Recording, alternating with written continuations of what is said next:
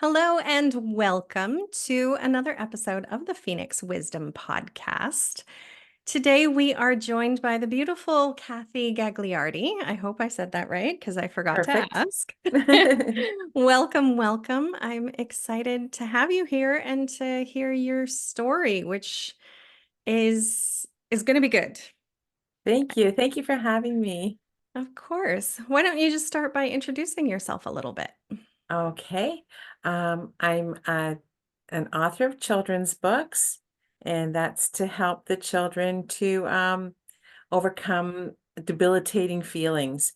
And from that, going through my own depression and working through everything, I have now created a program called Belly Flies Method to help parents of neurodivergent children or children going through emotions, how to help them help their children and help their children grow with a healthy well-being mentally and Beautiful. emotionally.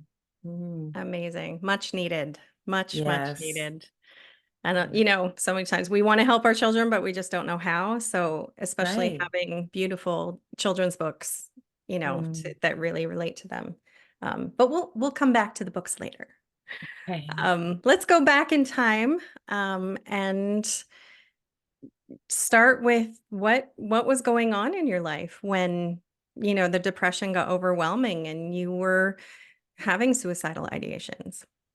Well, there's a few things happening. I was in a relationship with a narcissist, and it really broke me down trying to raise Mhm. my children as happy children, which I didn't have these tips and techniques that I'm teaching now, but it broke me into a non, I felt like a non-person, Mhm. and I felt like I'd be more use not there than I was there.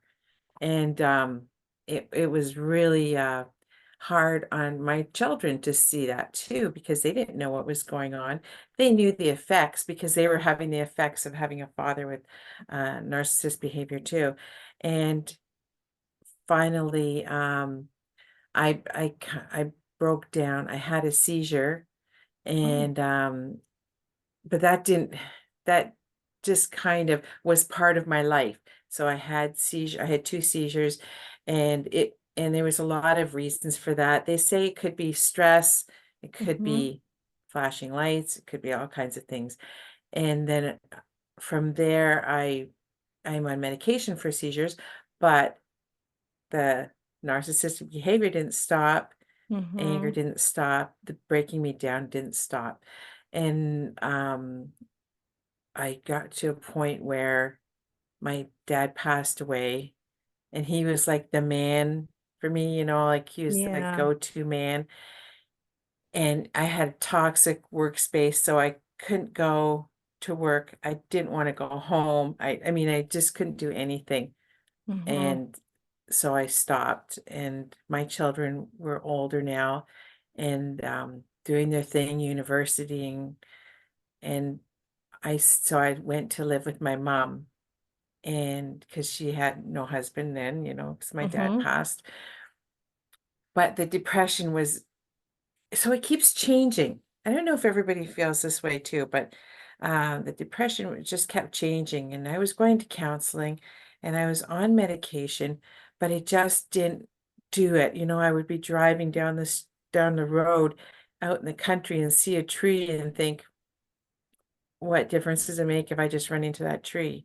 But Mhm. I didn't do that. And I finally got more help, psychiatrist and different medication, and finding turning my pain into passion. So um during this time, a friend of mine's son took his life, and Oh I my was goodness. so overwhelmed with that, Yeah. um that all my energy went into that, and I kind of forgot about how I was feeling about me, and I was Mhm. feeling for her and for him. And then I decided to write a book to help children deal with their feelings that they can't process. And so hopefully the tips and techniques would grow with them until they were like in their hard years, teenage years or whatever. I mean, it's even children now, I gotta say. But any of the years, hopefully those techniques will go with them. And so writing that book was therapy for me. And Mm. I learned from that process of, one of the things is helping other people. And that seemed to be the real trigger for me is to not the trigger, the real gift for me was to help other people and like volunteer and help any way I could. And that seemed to bring me to a point that I could handle. Good. And Yeah. Yeah, it is. There's been studies, and one of the things that gives us dopamine or serotonin, I don't know which one, or both, those feel good hormones that mhm, we kind of are lacking when we have depression is helping other people right, and volunteering and doing those sorts of things like that. It's in our human nature that helping other right, people makes us feel better.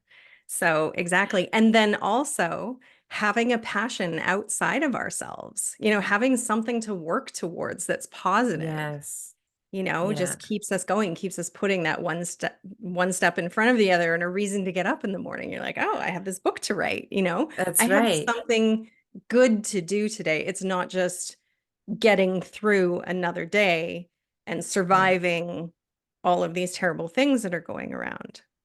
And the people, the support from people. So the my friend who lost her son supported me to no end. She said it's so good to make something tragic into something good that's going to help people in the future. So that kind of I didn't want to let her down. Right. Yeah. So You have some yes, accountability there, that's right. but in the Yeah. best way, not because, Yeah. someone's Oh breathing yeah. down your neck and cracking a whip at you, but Oh, if I was to say to her, I can't get out of bed, she would said, yeah, that's fine. But in my head, I'm thinking, oh no, she's already lost so much. I can't let her lose this too. So yeah, Mhm. it was accountability, that's for sure. Mhm. Mhm. And yeah, it's amazing that you had support, Oh, and probably also from her. I mean, she couldn't help her son, but she could right. help you, right? She can That's right. encourage you and support you knowing that you're going through something similar. Um, Right. which is, also Yeah. the reason why this podcast exists is because, Yes. I knew a young woman who died by suicide and I couldn't help her, but I thought if I have this podcast, I can help other people. And that's your pain to So, passion too, right? yeah, Yeah. exactly, Yeah. exactly. So, yeah, tell us a little bit. How many books do you have? I have 7 books. Oh my gosh. Um, and they're picture books. So my first one was Belly Flies.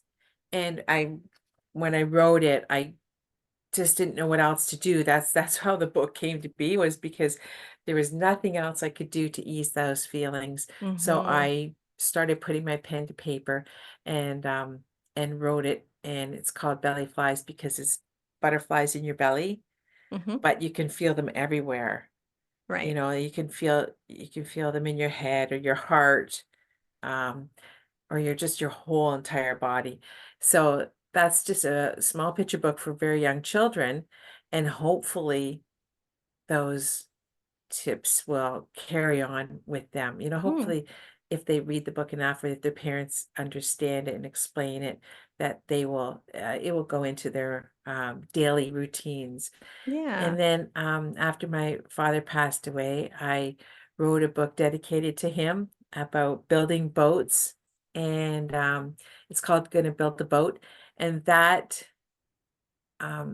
book was because he built boats, and he included everyone in it. It's a very inclusive book. So Mm. that's what this book is about, um, everybody being included, and a girl with depression being included, and just, and being able to do something together to have an outcome. They eventually built a boat together. And that was also therapy for me to get over my dad's passing. Yeah. And then Yeah. just other little books to all about love, loving themselves and loving others, because compassion is so important. I find that Hmm. even if you don't know people, you give them some compassion, it could change their lives just like that. Absolutely. Mhm. Yeah. It could keep somebody else here, Oh, just you yeah. don't know when it's anybody's worst day ever, where they're thinking about ending their lives, and Yeah. then just a smile or a kind word, or Yeah. that's sometimes all it takes when you're feeling invisible and that there's no reason to be here. Just one little thing can change somebody's life. Yeah, Exactly. it takes a focus off. And Hmm. now you have to focus on that person. And now you have to respond to that person with a smile or a comment or something. It breaks the cycle, or just, pokes a hole in that cloud. Hmm. Yes, for Mm. both of you, you know, Right. yeah, yeah. Mhm. And it's interesting that, and you're not the first guest I've had who, have turned their trauma into writing, to help them Mhm. process. And we always hear it. All of our therapists are like, journal and write things down. And there is something like neurological about, especially handwriting, not so much Right. typing. But Yes. writing, the act of Yes. writing things to get things out of our system and help to process them, Yeah. especially if you don't have anyone to talk to, then the Exactly. writing, otherwise everything just stays inside and doesn't go anywhere, and it just builds up and gets worse. So writing it, and then to be able to do that with a creative slant Hmm. is amazing. I Um, found, like, I have friends and I have family but I found when I was in that dark spot, I didn't want to put it on anybody. mhm, So even they would be so helpful. In my head, I didn't want them to feel that way, mhm, the same ways I did. So I just didn't. And I exactly. wrote down, wrote too, but um yeah, I found that now when I see somebody, I could tell when they have that dark, I found that everything was dark. Yes. And then when I started getting out of it, everything started getting bright, and I thought, what the heck? Is this wall always this color? And I could kind of tell when someone's going through that. And I let them know that if you talk to me, I'm not going to take on your feelings. I'm going to try to help you, but you can talk to me freely, and I will still be me. I will still be okay. So I think Mhm. that's very important for people to know that if you talk to somebody, they're not going to catch your depression, you know? Yes. That's very true. And that's just part of the depression. That's what it tells us, is that, Yes, you know, we we don't want to burden them, but yeah, somehow, yeah, we're going to ruin them if we tell them what exactly exactly. we're going through or something. I don't know. And it forces us to keep all of that inside and makes things worse. Right. It encourages that downward spiral, and depression likes to Exactly. feed on itself. And Yeah. that's the hardest part about it, is being Yeah. like, no, I need to talk to people and I can talk to people, but especially knowing that feeling and being able to Yes. say to somebody else, it's okay. You're allowed to burden me. I give you Yeah. permission to burden me. Uh, Right. you know, Yeah. Like, then they're take it. like, oh, okay. This is what I'm feeling. And, Hmm. and then, like, I can understand. And it's not the same for everybody. But um, just opening up, I think it's a little bit refreshing. You get a refreshing insight from other people. Hmm. Saying, okay, you say everybody hates you, but really, is that true? How many people hate you? Well, Hmm. I don't know how many people, but like, Just everybody. who? Yeah, Yeah. who? And now, does that person really hate you? oh, they didn't look at you in a good way. Okay, is that hate? If you bring it all the way back, Yeah. and it'll just give them a whole different perspective. I think that would help to encourage this a brighter outlook. Mhm. I remember people saying to me, "Are you happy yet?" when I was in depression. And maybe if I didn't go through it, I would do the same. I can't remember, um but I think an awareness, there could be an awareness on the other side too, that it's not just like that. Yeah, it's not like a switch going off. It's a Yeah. spectrum. And Yes, and right. we go up and down, and some days we're Yeah. not always in a deep dark pit of despair, Right. but sometimes we are, and sometimes Yeah. we feel pretty normal. Or can hide Some it.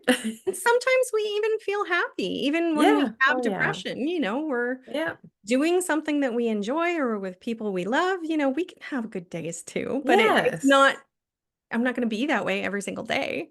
And Yeah. no, neither are they. Right. They're not happy every single day either. That's Um, right. they just have sad days and recover really quickly, I guess, is how normal people Yeah. do it.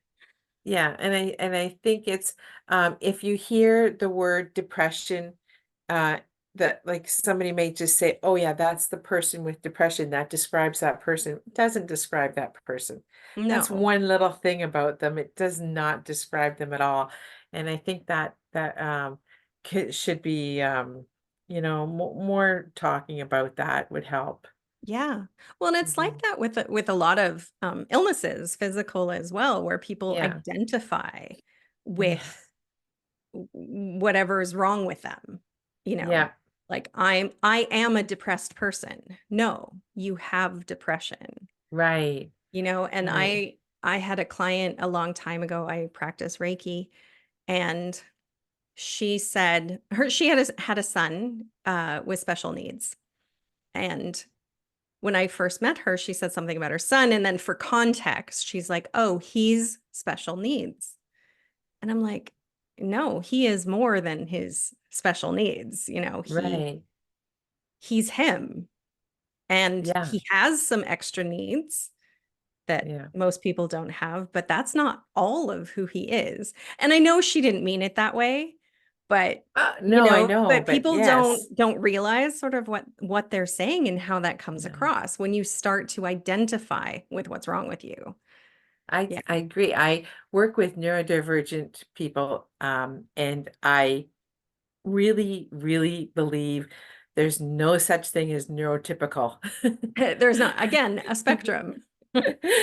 Right? So when I worked with an autistic fellow, he taught me so much that really don't even, try to lower yourself because No. you are way up there and I'm trying to reach your level to understand and be in your amazing mind. So Mhm. yeah, I Yeah.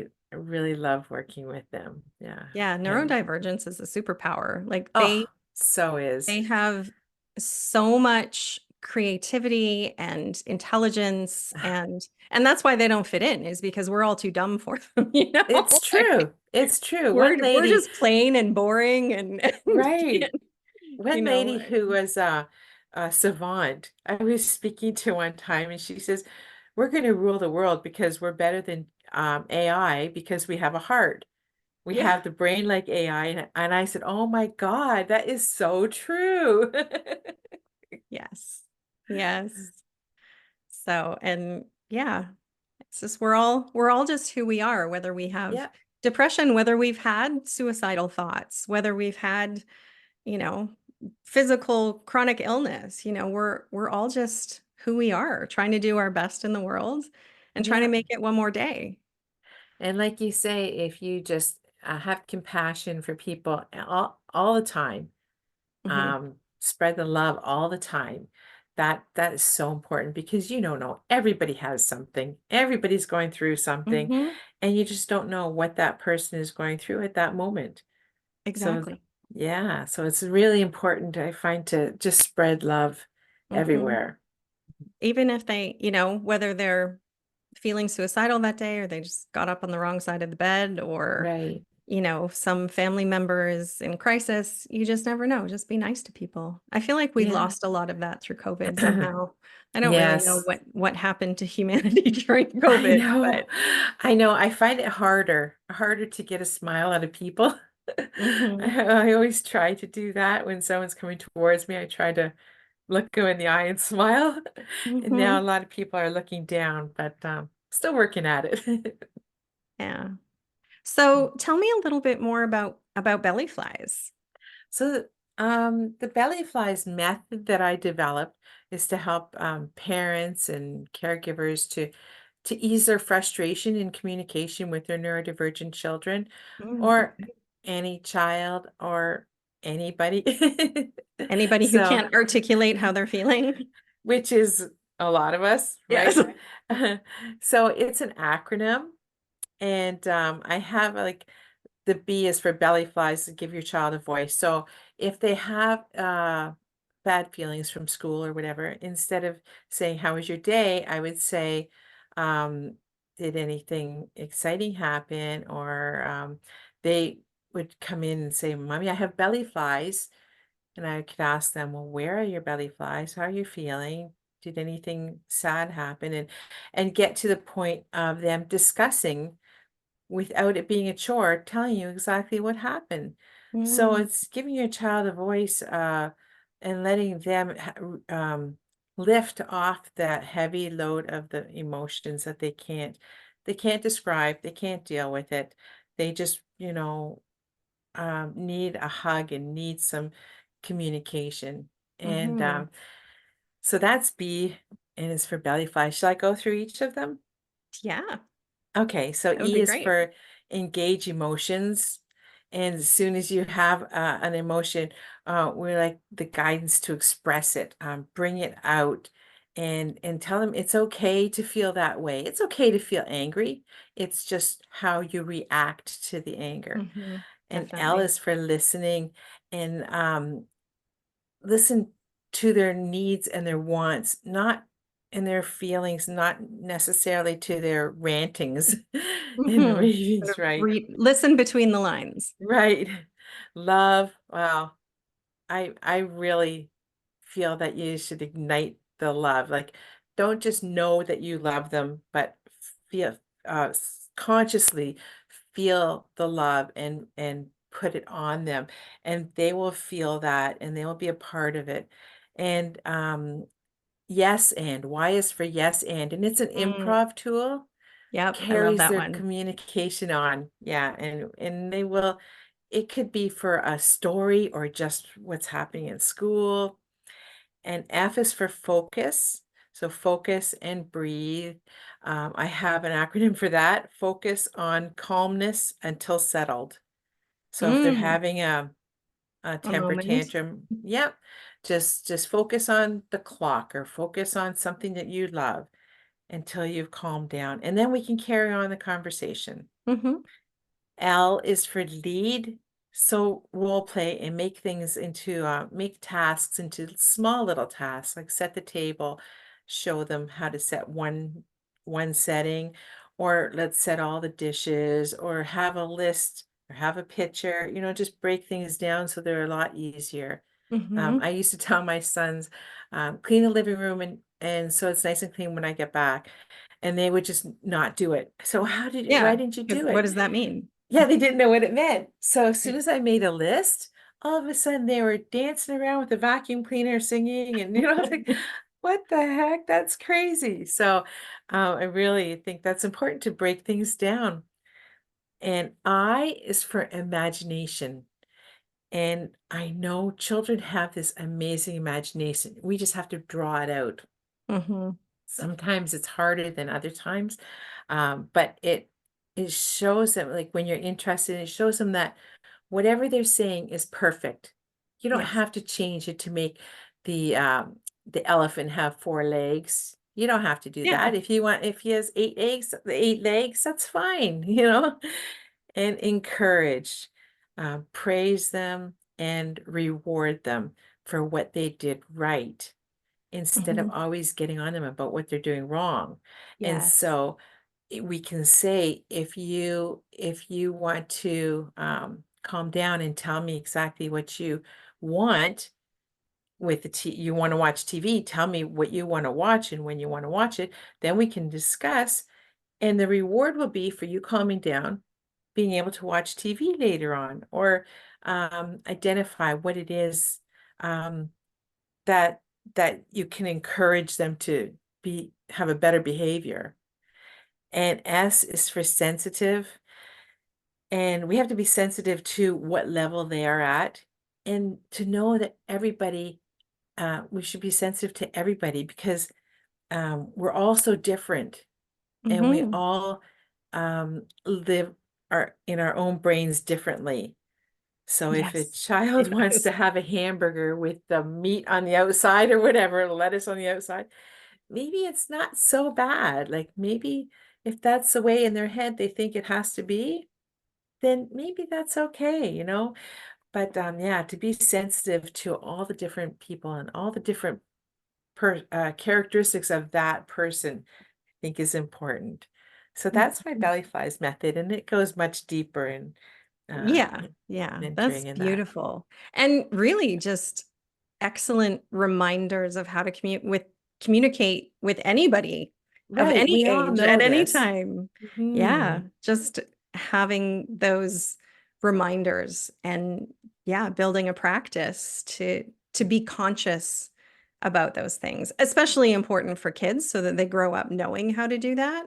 But Right, and even then I think if we all just communicated with each other that way, yes. just the world would be a lot nicer place to live in. I know, we need that, don't we? We need that now. Mm. Yeah. Mhm.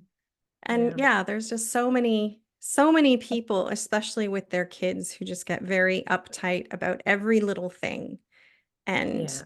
it's not, I have grown kids too. So, Mhm. it's not the little things we really need to worry about. It's let them have their hamburgers, without the bun or, Yeah, whatever. That's not gonna have an impact on the world later. It's about, you right. know, raising good human beings and worrying about those big things. Let the little things slide. Yeah, yeah. I lived in a lot of different countries. I lived on 3 different continents. My Oh, kids were each wow. born in different countries.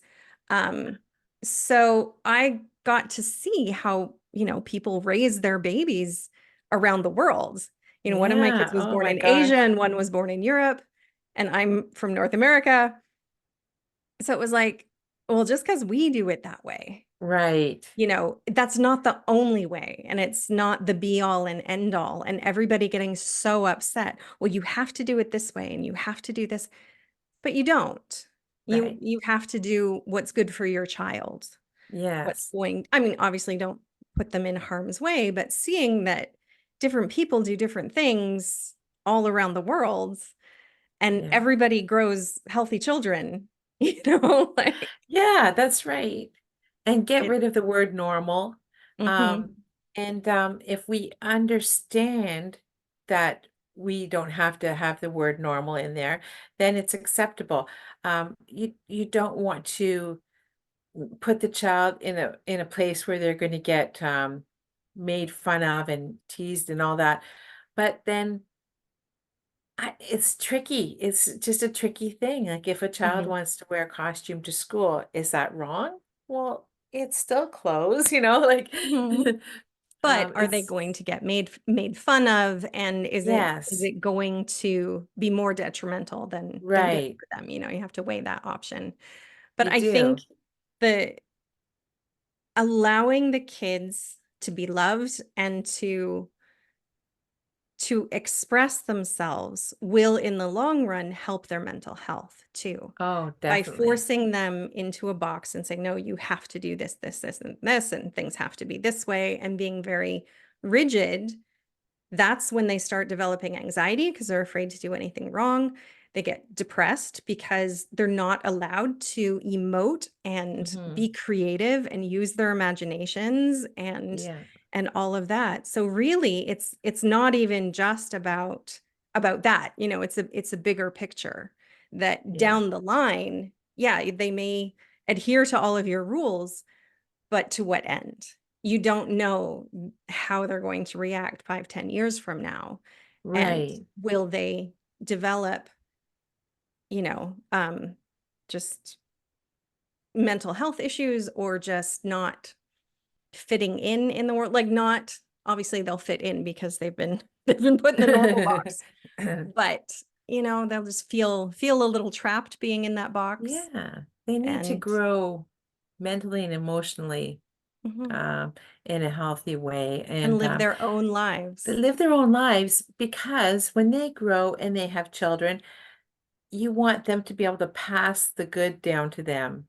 You want that Mhm, to the trickle down effect. I teach that also, and it's I think it's very important, because while a parent or guardian is doing this belly floss method, I think they're learning themselves. absolutely. I Yes. learned a lot doing this.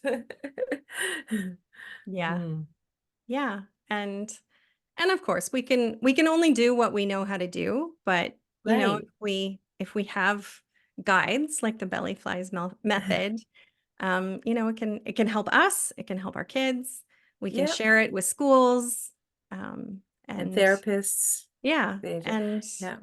it's just great to have options and know that there are other things out there that can help Mm. us raise I our kids find in this crazy world. I find it's helping me even with my 30-year-old kids. Yeah. Like, I'll think, "Oh, this is gonna come in handy right now," like, yeah. Yeah, just because you didn't do it with them when they were little, That's right. it's never too late. You haven't missed No, the mark. no. When my kids were younger, when they were, like, between probably 10 and late teens, we'll say, like, I was severely depressed. I was not well, and I was a single mom, which added to Ah, the depression. Um, right. which Yeah, yeah. but I wasn't the best mom because I couldn't be. But we're having conversations now, now they're in Right. their early 20s, and I'm much more present and doing better, and we're having those conversations now.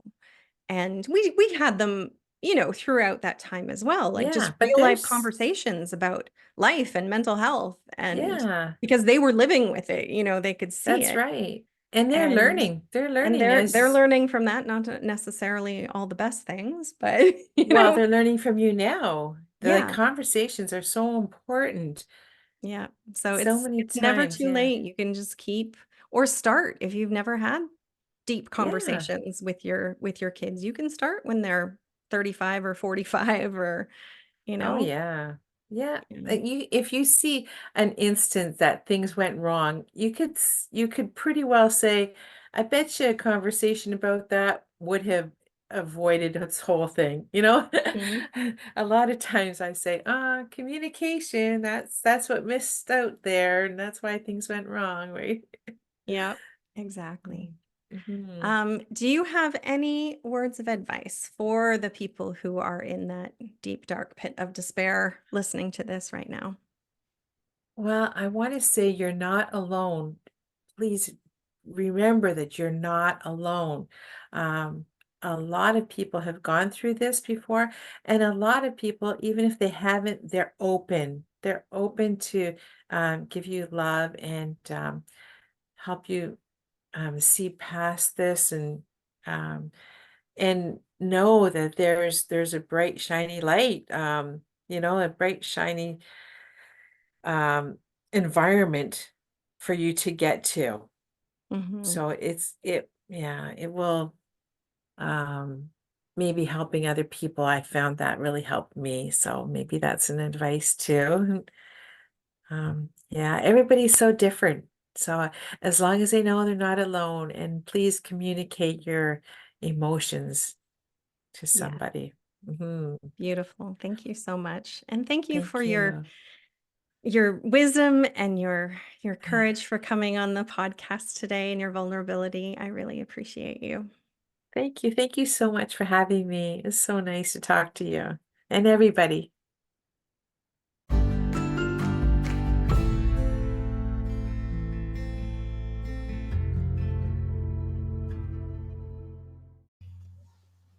Thank you for listening.